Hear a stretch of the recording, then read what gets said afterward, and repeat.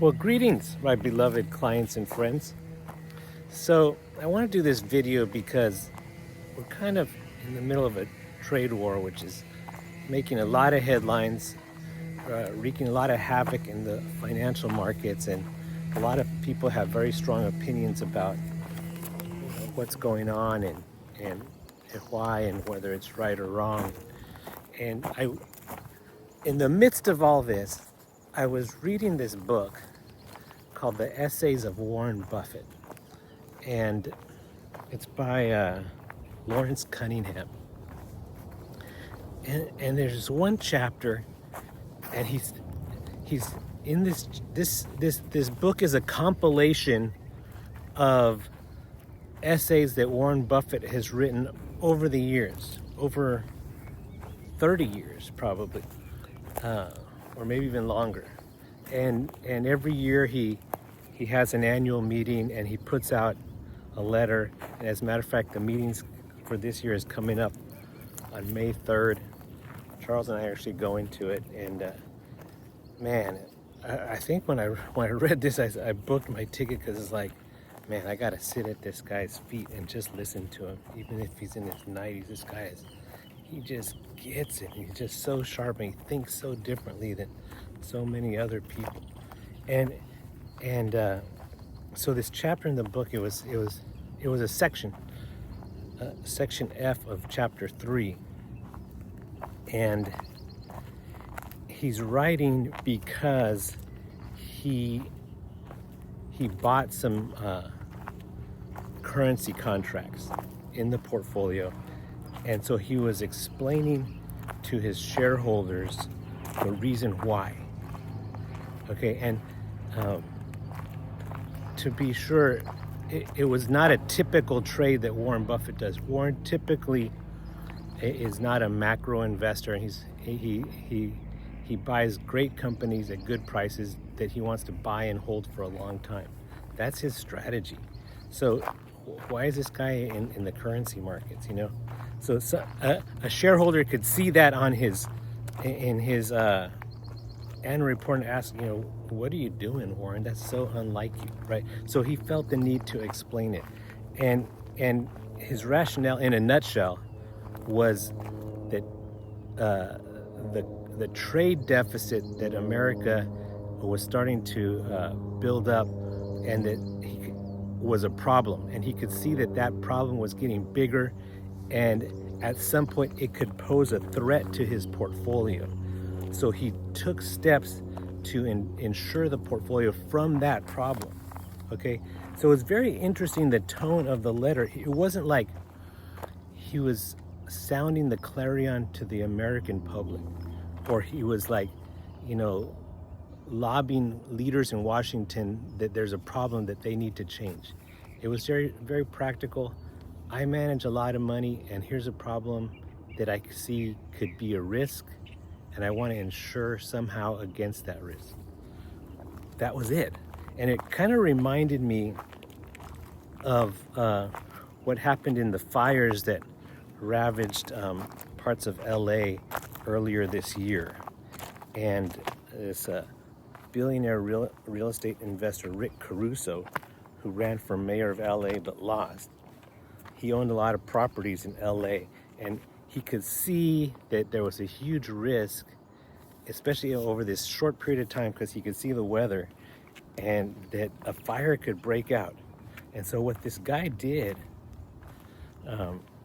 he rented water trucks and parked them next to his buildings, right? He didn't write a letter or an op-ed and sound the alarm to LA or the politicians in LA or the residents of LA. All he did was protect his own assets. And sure enough, the fires did hit, and sure enough, the city was ravaged, and sure enough, Rick Caruso's properties were not damaged, right? And that's kind of what Warren was doing. He said, man, this trade deficit problem is a problem, and it could wreak havoc on my portfolio. I better take some steps, even if it costs me, to protect, even if it's a low likelihood outcome. It's a real possibility. right? And it's a very low risk, but it's a very real risk. And I should probably do something if I was a prudent investor, which I am. So he gives his explanation as to what he sees going on and why he felt the need to act. And he explains why the trade deficit is such a huge problem. And it really opened my eyes to what is going on. And because Trump's doing some things that are extremely unpopular and extremely controversial and are having a big impact. But I gotta ask myself, man, is he doing this because there is the problem he's creating is smaller than the problem that he's avoiding by fixing these trade deficits. So let me just read to you some quotes from Warren's thing and comment on them. So, and here's what he did. In 2002, this is crazy, this was almost 25 years ago, he saw this problem and he acted on it, okay? And he bought insurance because he said, man, this problem might not happen tomorrow, but at some point it's very likely to create a big problem, okay? And so in 2002, he had on the books 21 billion in foreign currency contracts. That's a huge amount. That's a huge cost to him to buy these contracts that are really not his type of investment. It's really more almost of an expense, a cost of insurance. Like auto insurance is not necessarily an investment. I'm not going to try to pay $500 in auto insurance and get into a $100,000 accident so that it's profitable, right? I'm doing it to protect myself. And so he said the country's trade deficit has been force-feeding huge amounts of claims on and ownership in America on the rest of the world. That's what the trade deficit does. He said it force-feeds foreign countries to own America. Okay, because if you have a trade deficit, he's for one thing, he's all for trade. Trade is good when it's balanced. When I trade with you, you trade for me, we benefit. But if there's a deficit, if I buy $1 billion of your stuff and you only buy $1 million of my stuff, where's that difference coming from? It's not balancing, right? Where's that difference coming from? And where's it going? He says that's U.S. cash that's leaving America and ending up in the coffers of the foreigners.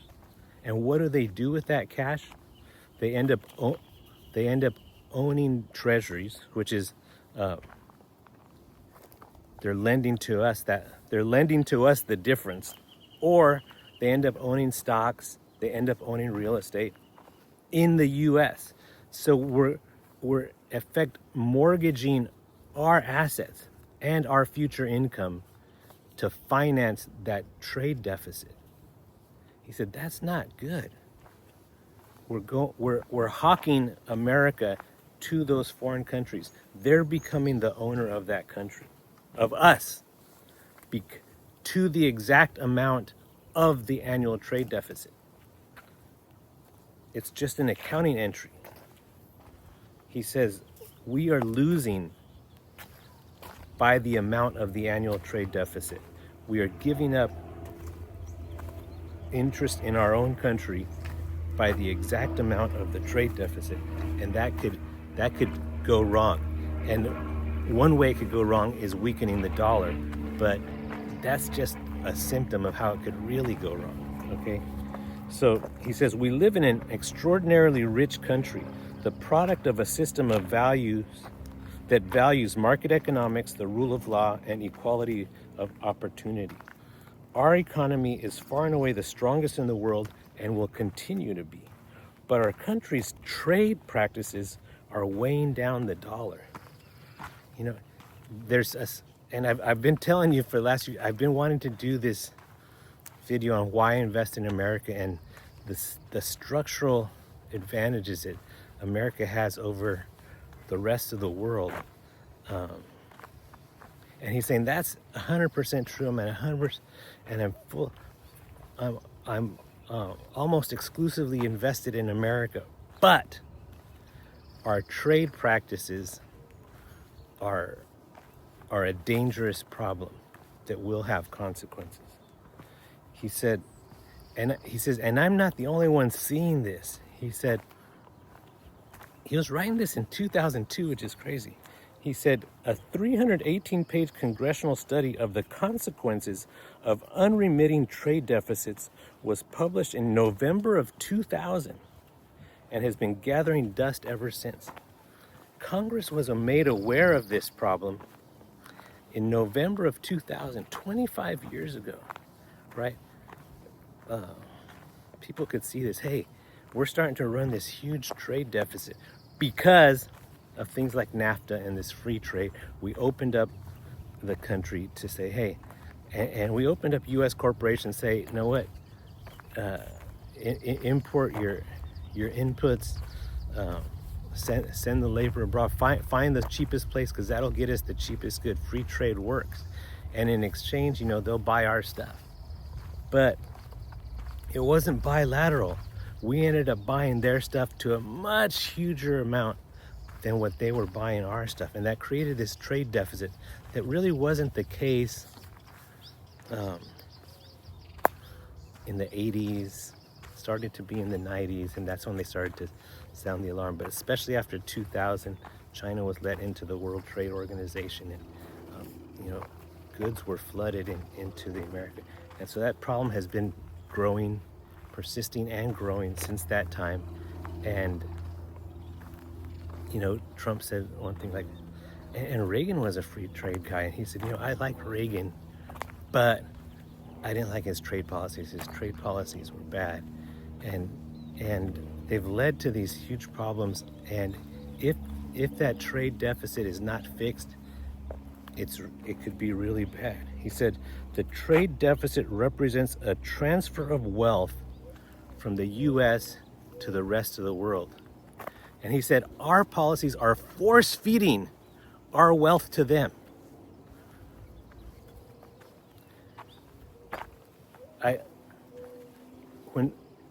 If you go in debt, if you spend more than you make, that's a budget deficit, right?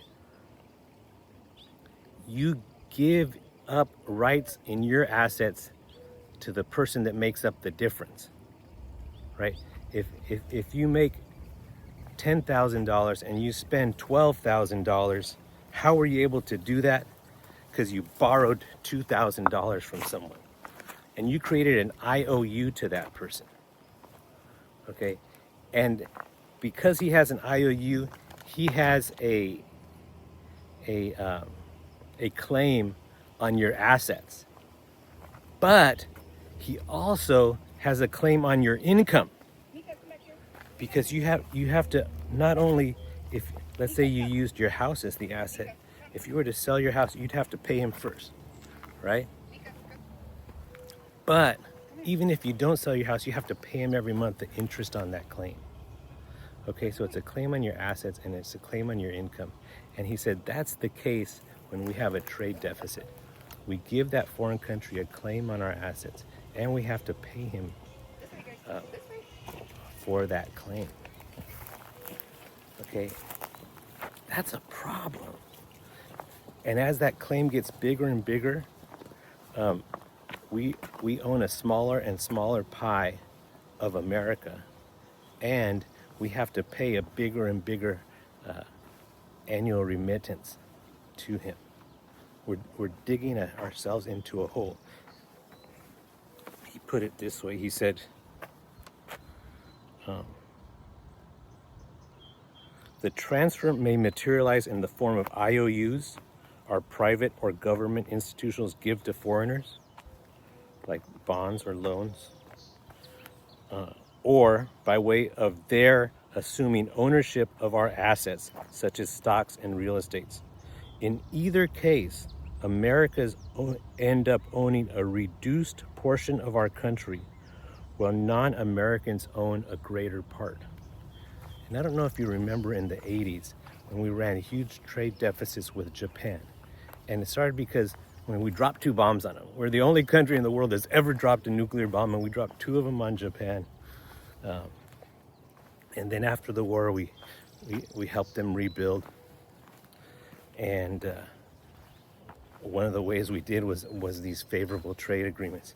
And they started building, sending us Japanese cars and Japanese electronics.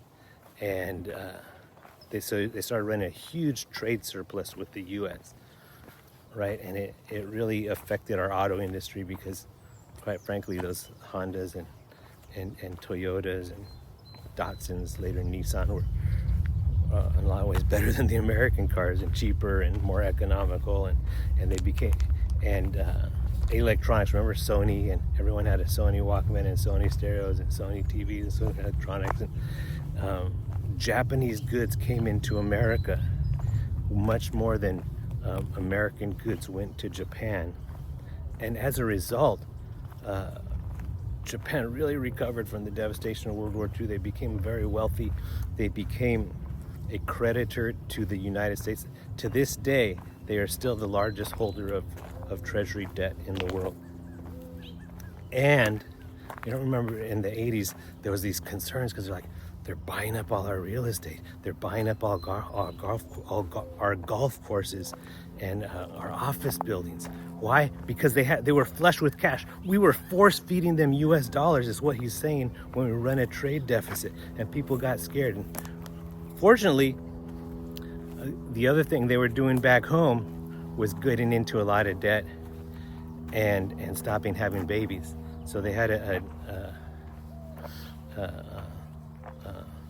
demographics crisis and a debt crisis that kind of weakened them to the extent where they didn't take over the world.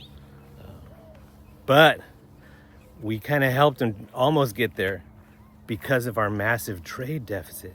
And I don't know if you remember that. I remember people complaining about that. Man, they own all the golf courses, they're this and that.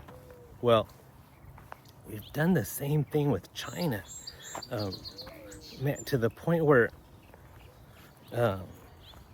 even if you buy Nikes, which is an American company, American product, Beaverton, Oregon, right?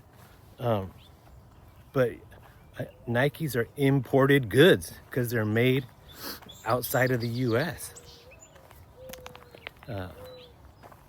Even if you buy an Apple phone, which is, Cupertino, One Technology Way, Cupertino, California, Apple, Steve Jobs, American. If you buy an iPhone, it's an imported product. Even if you buy a Ford or GM, it's largely an imported product because it was manufactured outside of the United States, right? And what can I say about Walmart? Walmart is an American company, Bentonville, Arkansas. But it's well known and well reported that when you go to Bentonville, let's say you had a product that you wanted to get into Walmart. And let me say this about Walmart. They are pro their customer. They are hell-bent on getting their customer the products they want at the absolute lowest price possible. Walmart is cheap. They're not pocketing the money. And they're not really, the stock has done well, but they're not as pro-shareholder as some other companies are. They are pro-customer, right? When you look at the financials of Walmart, it's the easiest income statement to read. They have their revenue, and then cost of goods sold is like 70%. 27% is operating expenses, and 3% goes to their bottom line. So they're not just cashing in on what they sell over there. They're getting it as cheap as possible so that you get those prices super cheap. And they're only keeping a 3% profit, which you have to be fair because there's going to be some ups and downs. You have to have a tiny bit of cushion, and then they can't go out of business. So 3%, that's all they take at the end of the day. And when if you were a manufacturer and you wanted to get your product into Walmart, this story's been told many times. You fly into Bentonville and you go to their headquarters, and they don't spend any money on their headquarters. I mean, you sit in a plastic chair and you tell them how much you want them to pay for your product, and they're like, no, you got to get it down. And they grind you to get that price down, not so that they can get richer, so that you could get it cheaper. You, the customer, could get it cheaper. And when they grind you down as far as they can, you can't go any farther. They said, well, then you need to go make it in China to bring your costs down. And they force their manufacturers to go make it in China where it's cheaper. So, I mean, Walmart should be called Walmart World Market. There's a store called Cost Plus World Market where you could buy all kinds of imported stuff like cookies from Germany and wines from France and stuff, and tables from Indonesia and stuff like that. Well, Walmart should be called Walmart World Market, because everything you buy there is made in China, and Amazon is just the virtual Walmart. Everything you buy at Amazon almost is made in China. So, I mean, everything we buy, even from American companies, is imported. And so we have this huge trade deficit. And because we run a trade deficit, we are force-feeding US dollars. We are forcing those foreign countries to own increasing amounts of America, of American stocks, of American real estate, of American debt. And we have to pay for that. We have to pay them rent, or we have to pay them dividends on our stock. They're entitled to the earnings from the companies they own. We have to pay them interest on the debt that we used to finance our insatiable spending. A country, this is what Warren Buffett said, that is now aspiring to an ownership society will not find happiness in a sharecropper society. But that is precisely where our trade policies, supported by Republicans and Democrats alike, are taking us. He said we are turning into sharecroppers. A sharecropper is someone that works on someone else's land and pays them tribute and gets a small fraction in return. That's what we're turning into, because we're mortgaging our assets to support our trade deficit. Man, I went to Monticello. I went to Virginia. I went to Monticello back in October, and I saw Thomas Jefferson. Thomas Jefferson was a free man. His children were slaves. Is that what we want to do to ourselves? He said, we're financing our insatiable consumption, and we're giving the bill to our children. That's what we're doing. Some people, when they die, they leave an inheritance. Other people, when they die, they leave a bunch of debt. Right? Thomas Jefferson did that. He left like $120,000 in debt. They had to sell Monticello. He was a free man, and his children were slaves. Man, that's what America is doing by having this massive trade deficit. I really didn't see it that way till I read this chapter from in this book, The Essays of Warren Buffett. And it really breaks it. He was Republicans and Democrats alike. We both are pro-free trade and not making an issue of this trade deficit. And we're just pro cheap goods at the expense of giving up ownership in our country. Many prominent U.S. financial figures, both in and out of government, had stated that our current account deficits cannot persist.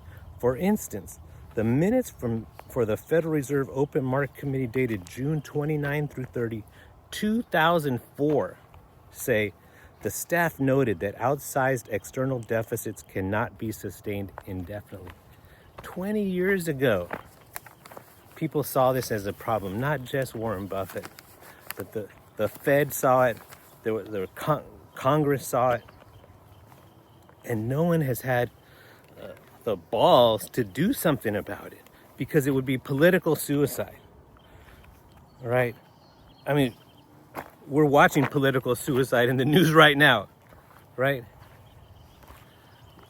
He, what Trump is doing is, man, turning everybody against him, man. But he's making a very hard decision to fix something that no one else would dare fix, because it would be political suicide. That's the truth, man. This guy, as crazy as he sounds, and I hadn't been a huge fan. As a matter of fact, after his first election, I stopped going to his one church because they talked about it too much. They talked about him like almost as if he was the next Messiah, and I was like, man, I don't want to hear that at church. But man, because the way he speaks is very off-putting, but if you look past that and the way he speaks and the way he does things to actually what he's actually trying to accomplish, I gotta scratch my head and say, man, who else would take that huge risk to fix this huge problem that is really hard to fix and is going to be extremely unpopular? But man, if we could fix this trade deficit, it's not just to make America great again, it's to rescue America from the problem that we're putting ourselves into. We're drowning in our obligations to these foreign countries because of this trade deficit. And interestingly, Warren Buffett, and I'll spend more time on this on another video, he says that the budget deficit is a huge problem, but it's largely internal. It's Americans owing other Americans, and at the end of the day, it's between Americans and Americans. But a trade deficit, it's Americans owing the foreigners, right? We're losing across the board. All Americans are losing to the countries with which we have a trade deficit. We're transferring our wealth to them. We're financing their wealth accumulation at the direct expense to ourselves. There are deep-rooted structural problems that will cause America to continue to run a huge current account deficit unless policies either change materially or the dollar declines by a degree that could prove unsettling to financial markets. And that's why he started buying foreign currency contracts back in 2002. He said, man, I don't think these guys are going to make any material changes to policy. So it's going to hurt the dollar. So I'm going to bet against the dollar to protect my own interests. That's what he did in summary. Man, but if someone would actually have the wherewithal and the foresight to fix the trade deficit at great personal expense, and even to fix it, it's going to affect all of us. It's going to be a hard pill for all of us to swallow, but a necessary one.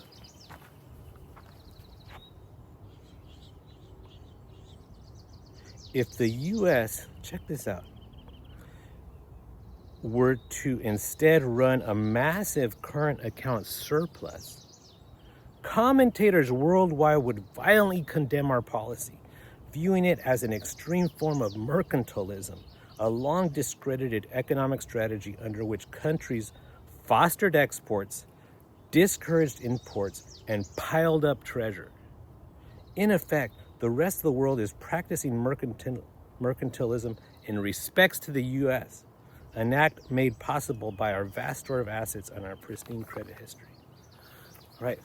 That's what they're doing to us. If we were doing the same thing, they would say, oh, America, imperialist America, they're trying to take over the world with their trade surpluses. They're trying to indebt the rest of the world to them and exert control over them. That's what we're forcing them to do to us. They might have not deliberately done it, but they've done it. And it might not have deliberately enhanced their wealth, or it might have, but it has, right? Whether they did it deliberately or not, whether they started it or whether we started it, which He's kind of saying we kind of started with our trade policies. We forced them to become our creditors with our trade policies. They were bad deals. And that's what Trump says. They were bad deals. They need to be fixed. It's like if the Warriors were to trade Steph Curry to the Lakers and say, you know what? We need to get rid of Steph Curry. He's too good. We're going to give him to the Lakers, our competitors, and we're going to continue to pay his salary. What a terrible deal that would be. It was a lose-lose for the Lakers. I mean, for the Warriors. They lose Steph Curry, and they keep paying for him. That's the kind of trade deals that were done. And he's saying, Trump, who's a deal maker, the writer of The Art of the Deal, he said, those were bad deals. He could just look at them and say they were bad deals. And we don't see it. We say, wait, what do you mean? We got cheap stuff at Walmart. It was a good deal. Man, if you look around, I have some clients that live in Irvine, and they've lived there for a long time. And they call it the People's Republic of Irvine, because China is taking over Irvine, right? If you go to many universities in the U.S. and you're American, man, in some universities and especially in some departments within those, you feel like a minority. Man, we're giving up ownership in our country. In many of the wealthy neighborhoods like Newport Beach and Beverly Hills, more and more of those houses are being bought by foreigners with U.S. dollars that ended up in their pocket because of our trade deficit. Man, that trade deficit is a huge problem. We hope I'm quoting Buffett again. We hope the U.S. adopts policies that will quickly and substantially reduce the current account deficit. He wrote this 20 years ago. Either Americans address the problem soon in a way we select, or at some point the problem will likely address us in an unpleasant way of its own. He wrote that 20 years ago, and the problem has gotten dramatically worse since then. It kind of reminds me of there's this show called Breaking Bad, where this guy who was a chemistry teacher ends up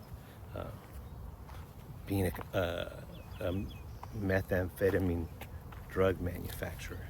And he did it because he was dying of cancer and he wanted to make some money for his family.